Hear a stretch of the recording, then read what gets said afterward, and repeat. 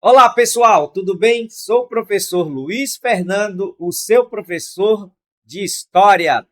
O professor que vai te ajudar a gabaritar as questões de História nos concursos para carreiras policiais. Sejam bem-vindos e, na aula de hoje, nós vamos falar sobre a República Oligárquica de 1894 a 1930, uma atividade, uma questão e depois teoria. Então é assim que funciona a dinâmica no nosso canal História para Vencer. Nós vamos ler uma questão da VUNESP, depois nós vamos para a parte teórica e em seguida nós gabaritamos a questão. Ok? Sejam bem-vindos mais uma vez e vamos que vamos para a nossa aula.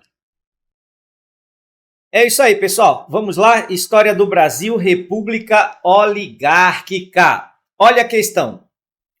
A oligarquia cafeeira, como detentora dos maiores poderes políticos no período republicano, é responsável por algumas das deformações mais profundas da sociedade brasileira. Toda participação democrática na vida política se reduz aos grupos de pressão oligárquicos em disputa pelo controle das matérias que afetam os seus interesses. A fonte, Darcy Ribeiro, O Povo Brasileiro, a formação e o sentido do Brasil. Bom, o comando da questão, a pergunta.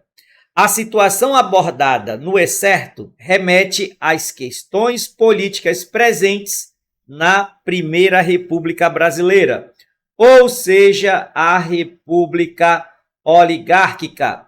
Mas, pessoal, só observando que a nossa fase inicial da República, ela é dividida, a fase inicial da República Brasileira, ela é dividida em duas fases. Então, vamos botar aqui a primeira fase ficou conhecida como República da Espada. República da Espada.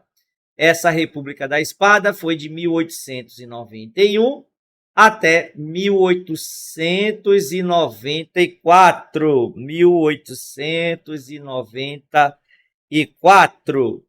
Ok?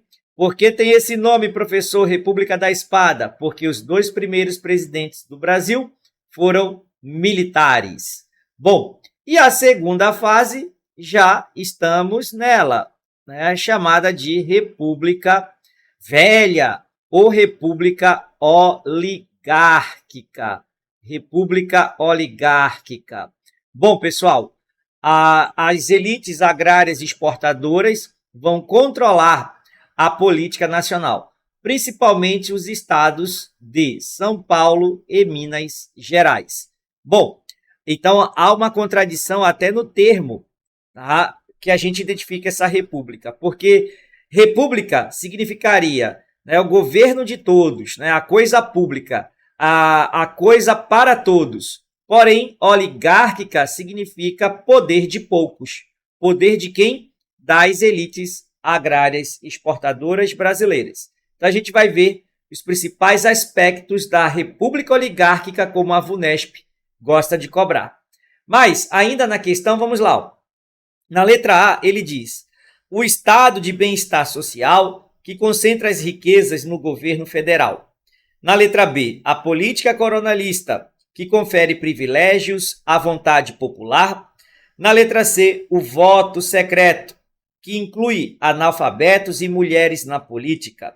Na letra D, o neocolonialismo, que reforça o controle do país pelas potências econômicas. Na letra E, o patrimonialismo, que confunde as esferas de poder públicas e privadas. Então é isso aí. Vamos agora para a parte teórica. República oligárquica. Então vamos para a nossa primeira característica, perfeito? Então, papel e caneta na mão, pessoal. Vamos lá. Vamos fazer o nosso esquema, vamos construindo o nosso esquema e você vai se ligando nas informações. Vamos lá. A eleição de Prudente de Moraes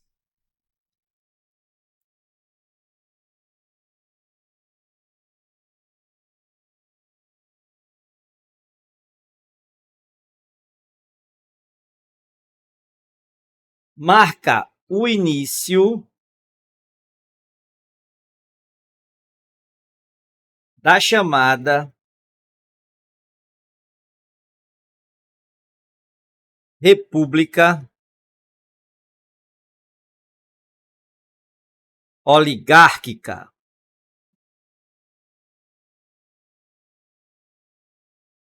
Caracterizada pelo controle da política pelas oligarquias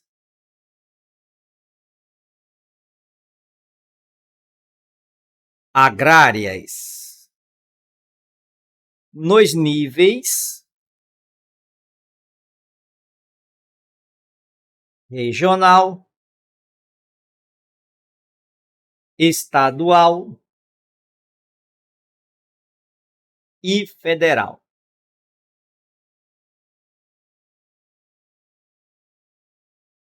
Bom, como eu falei para vocês, a fase inicial da República Brasileira, ela é subdividida em duas fases. Fase da República da Espada, porque os dois primeiros presidentes do Brasil foram os militares, Marechal Deodoro da Fonseca e Floriano Peixoto.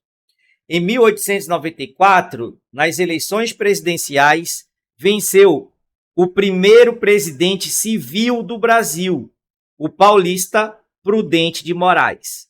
Então, a eleição desse primeiro presidente civil do Brasil marca o início da chamada República das Oligarquias ou República Oligárquica. Pegou, Bizu? Hein? Então, vamos que vamos aqui para o nosso segundo tópico. Regionalmente,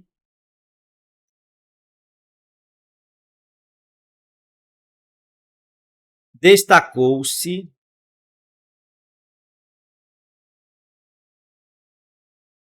a figura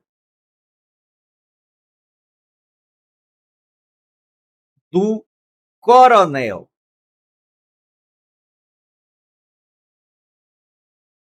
Que se apresentava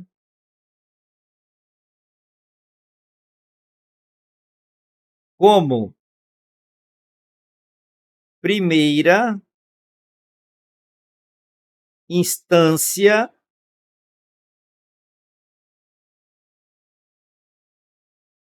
de autoridade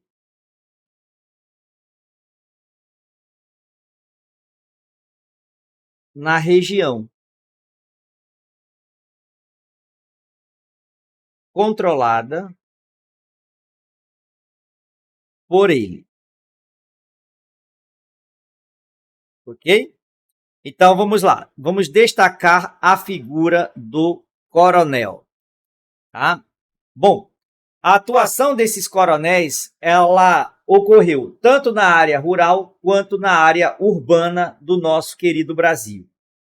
Mas essa figura coronel, o homem, o latifundiário, ou seja, essa figura havia ganhado bastante poder lá nos tempos do período regencial, quando o ministro da Justiça do Brasil, no período regencial, chamado Diogo Antônio Feijó, ele criou a Guarda Nacional. Então, essa Guarda Nacional, ela dava uma patente de coronel para os latifundiários, para pessoas, brasileiros maiores de 25 anos. A figura desse latifundiário, membro da Guarda Nacional, ela foi atribuída, né, ela foi dada àqueles que eram latifundiários, aqueles que eram proprietários de terra, cuja missão seria defender a ordem do Brasil, certo? Impedir qualquer manifestação emancipacionista das províncias brasileiras que compunham ali o nosso Estado-nação, ok? Porém, a figura dos coronéis, ele tinha uma força política e militar local, né? Principalmente eles tinham suas milícias e conseguiram ali conseguiram bastante poder, perfeito? Então, essa figura do coronel, ela remete os tempos do período regencial e do Império Brasileiro, do Segundo Reinado. Já na República, a autoridade do coronel como membro de uma guarda nacional ficou menor. Agora não. Agora na República, coronel só das Forças Armadas, beleza? Mas fica na memória do brasileiro, ficou na memória principalmente das pessoas mais humildes, que esses coronéis, eles eram pessoas boas, que prestavam serviços para aquelas populações das suas localidades, das áreas rurais e das áreas urbanas. Então, esses, entre aspas, coronéis, eles vão ter uma força política, porque eles vão arregimentar aqueles que tinham condição de votar, e essas pessoas que tinham condição de votar, elas votarão nos políticos indicados por esses coronéis. Então, você tem aí uma força política local, regional. É isso aí. Vamos seguindo na construção do nosso esquema. A interferência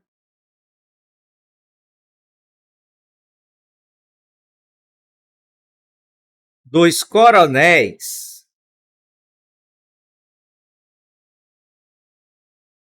nas eleições ficou conhecida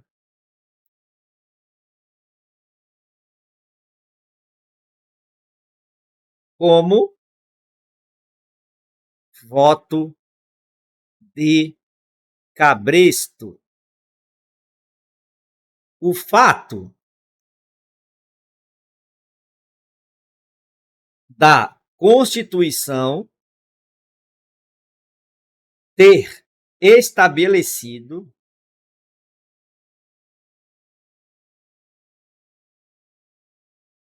o voto aberto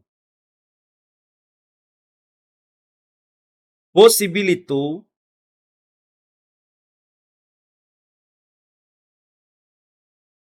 que os coronéis se valessem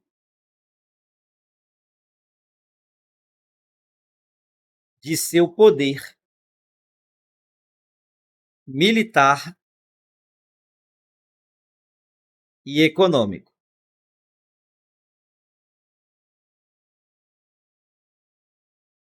para direcionar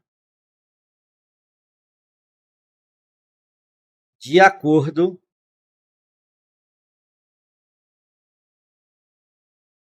com seus interesses.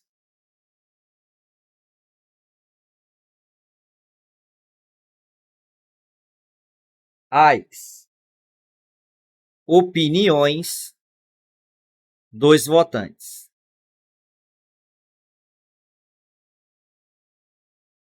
Então vamos lá. Destaca aí no teu papiro. Então, os coronéis nas eleições, né, essa interferência ficou conhecida como voto de cabresto. O voto de cabresto. Tá beleza? Bom, a nossa Constituição possibilitou o voto aberto. Então, o voto aberto, né, foi instituído pela Constituição de 1891.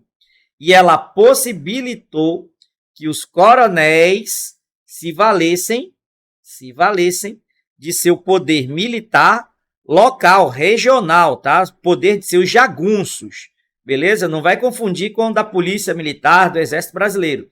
Era o poder particular, poder militar particular dos jagunços.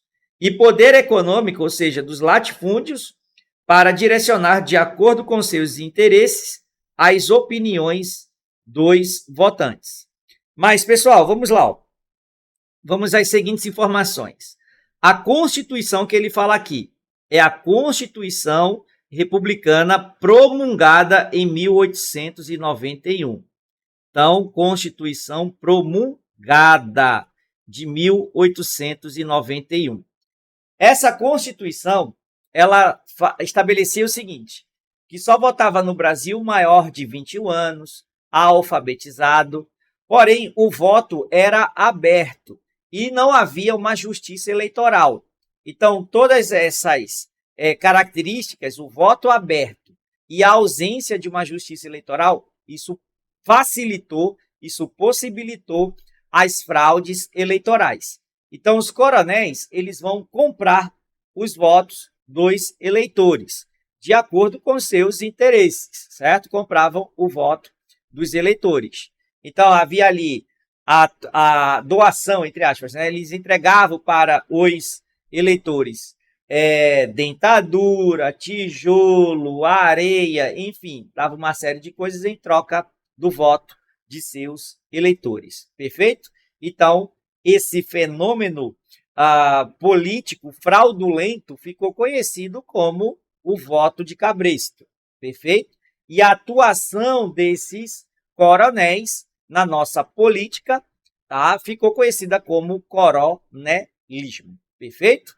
Então é isso aí. Vamos que vamos aqui para a próxima informação. Continuando. Durante o governo de Campos Salles,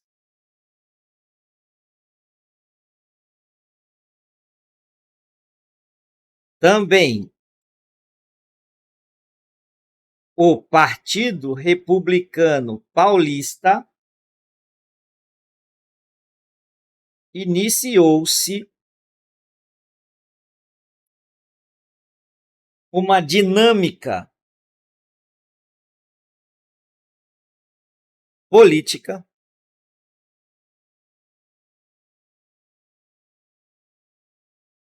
conhecida como política dos governadores. Política dos governadores. Esse modelo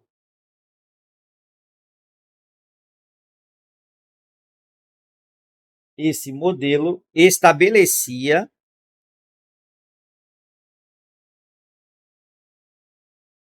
uma aliança política entre as diversas oligarquias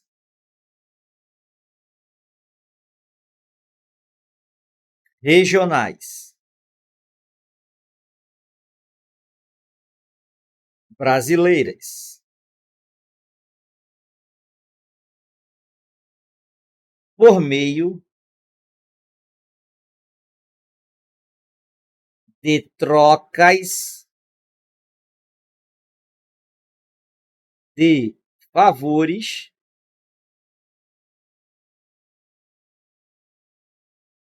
políticos entre elas.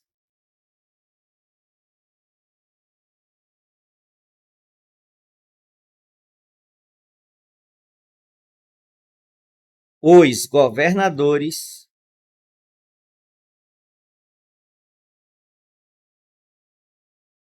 dos estados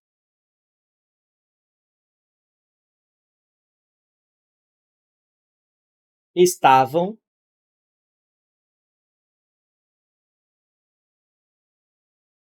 no centro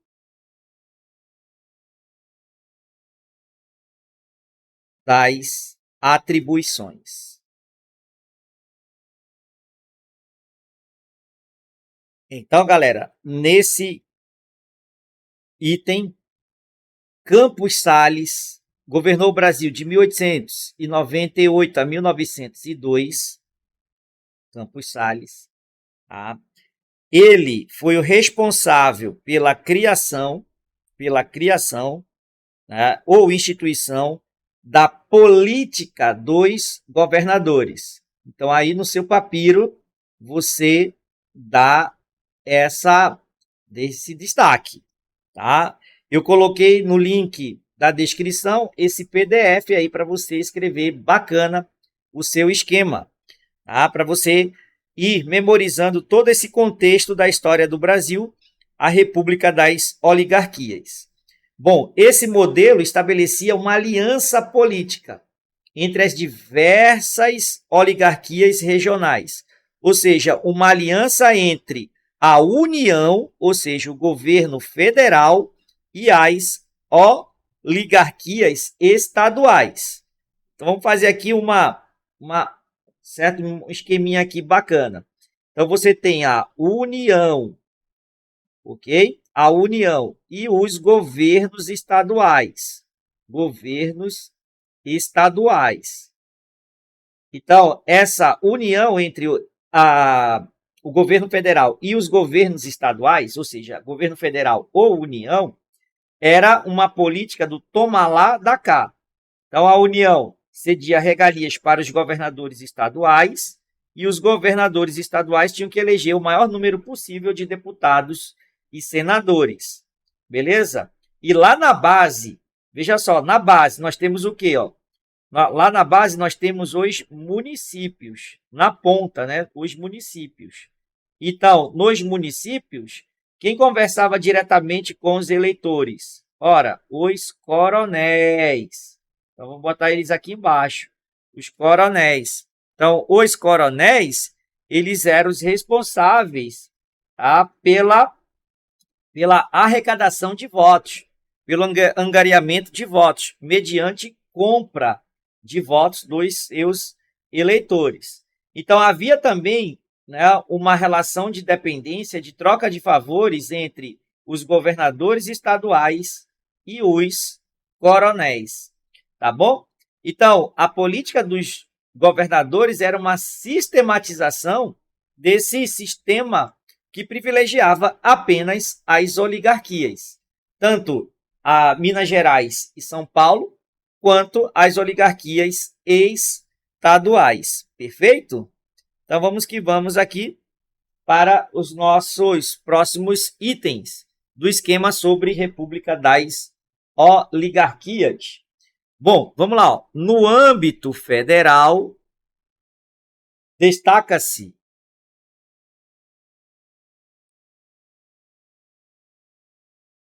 a aliança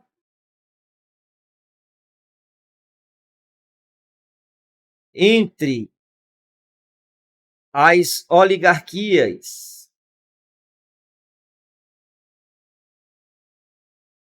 de São Paulo e Minas Gerais. São Paulo e Minas Gerais. Que ficou conhecida como a política do café com leite.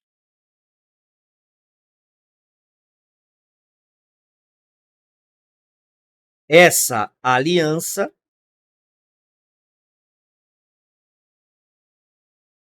procurava garantir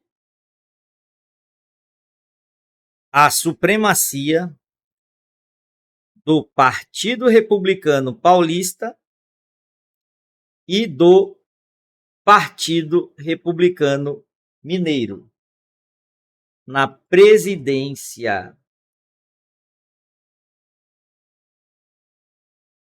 da República.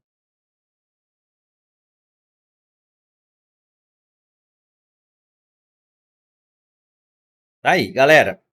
Senhoras e senhores futuros oficiais da Polícia Militar do Estado de São Paulo.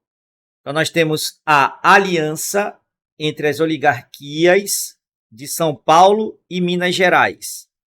São Paulo, maior produtor de café do Brasil, de café brasileiro, né? O estado mais rico do Brasil, e Minas Gerais, que também era produtor de café, porém, na época, era o maior colégio eleitoral brasileiro. Então, uniu o útil ao agradável. São Paulo, a maior economia do Brasil, Minas Gerais, o maior colégio eleitoral. Então, essa aliança fortaleceu o poder das oligarquias produtoras de café do Brasil. E essa política, ela ficou conhecida como política do café com leite. Essa união de São Paulo e Minas Gerais. Ok?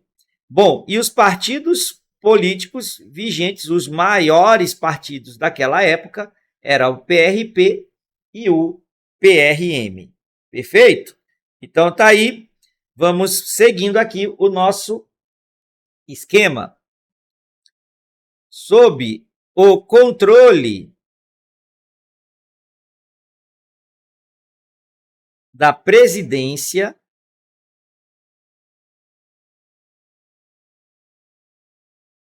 da República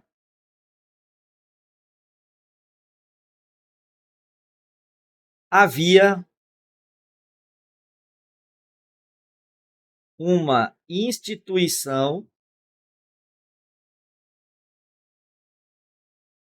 responsável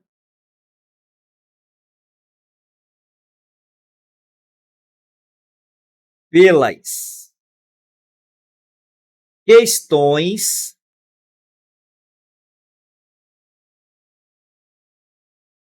eleitorais,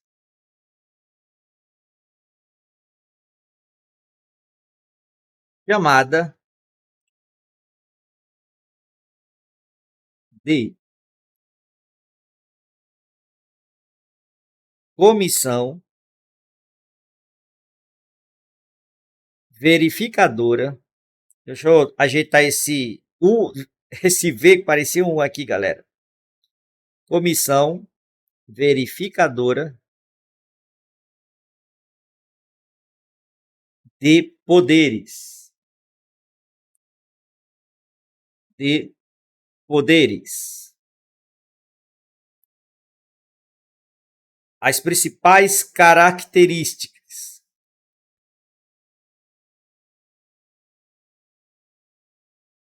da Comissão Verificadora de Poderes. Bom, pessoal, veja só. A política dos governadores, a aliança entre União ou governo federal e os governos estaduais. O governo federal se comprometia em não interferir nos assuntos do Estado, nos assuntos dos governadores estaduais. Muito embora aqui a Constituição de 1891, a nossa primeira Constituição republicana, garantia autonomia para os estados, tá? Membros da federação. Ok? Então, por quê? Foi proclamada e instituída uma república federalista presidencialista. Ok? Mas, mesmo assim, o governo federal falava, nós não vamos interferir nos assuntos do Estado, desde que vocês, governadores estaduais, nos apoiem. Então, os governadores estaduais, a maioria dos governadores brasileiros aceitaram essa aliança. Mas, assim, o que o presidente do Brasil queria com essa aliança? O presidente da República Brasileira, ele queria o maior número possível de deputados federais e senadores, aliados das oligarquias cafeeiras, portanto, São Paulo e Minas Gerais. Ok? Então, quanto mais deputados federais e senadores alinhados e aliados do governo federal, os projetos, as propostas de lei encaminhadas ao Congresso Nacional eram facilmente aprovadas por esse Congresso Nacional. Mas, caso um deputado federal, né, ou um candidato eleito para a Câmara dos Deputados Federais, a candidatura desse cidadão passava pela Comissão Verificadora de Poderes. Se esse deputado eleito não fosse indicado pelos governadores, o que aconteceria com o mandato desse cara, né, o futuro mandato desse cara? Ou seja, ele não era diplomado. Ele não era diplomado, não poderia sentar na sua cadeira no nosso Congresso Nacional.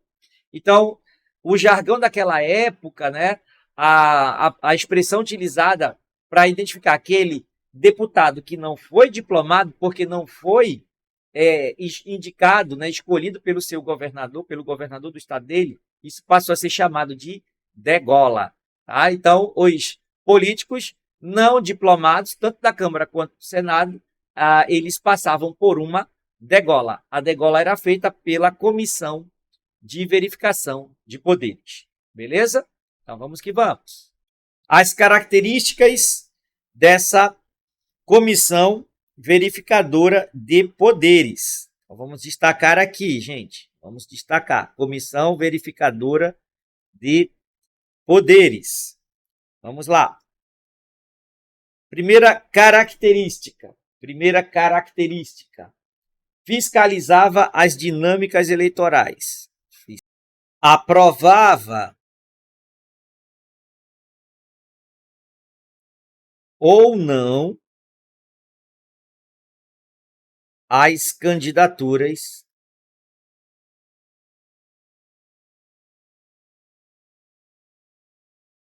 que contava os votos das eleições e que contemplava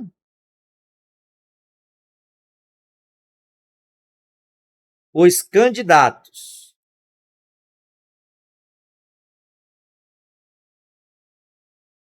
vencedores com diploma eleitoral. Com diploma eleitoral. Só diplomava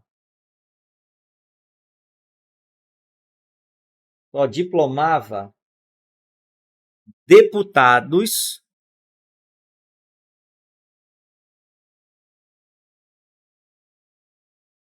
e senadores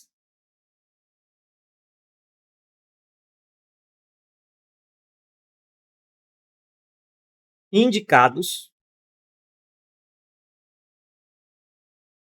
pelos governadores.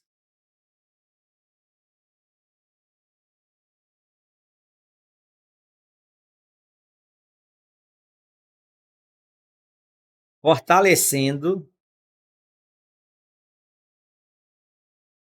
oh meu Deus, fortalecendo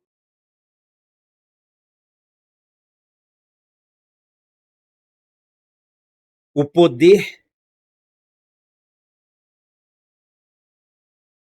dos políticos em suas respectivas unidades federativas. Daí você vê claramente uma fusão, né, uma mistura do que era o público e o privado, né? O público e o privado se misturando nessa nossa primeira república, a chamada República das Oligarquias. Bom, a política dos governadores,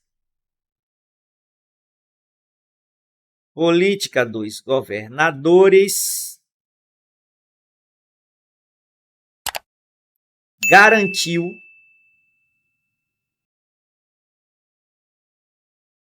por boa parte do período da Primeira República a manutenção dos interesses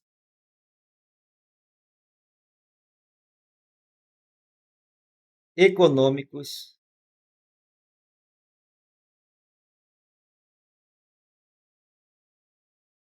das elites agrárias, principalmente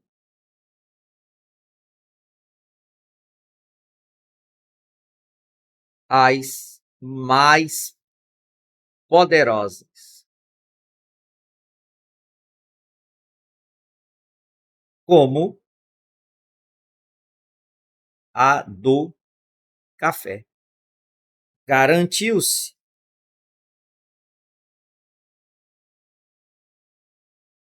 eleições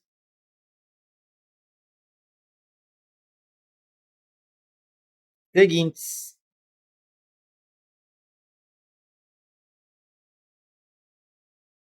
Com pouquíssimas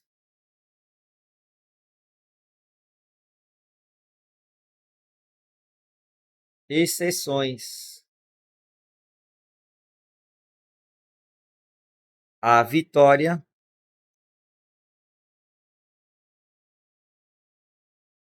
dos políticos indicados pelos governantes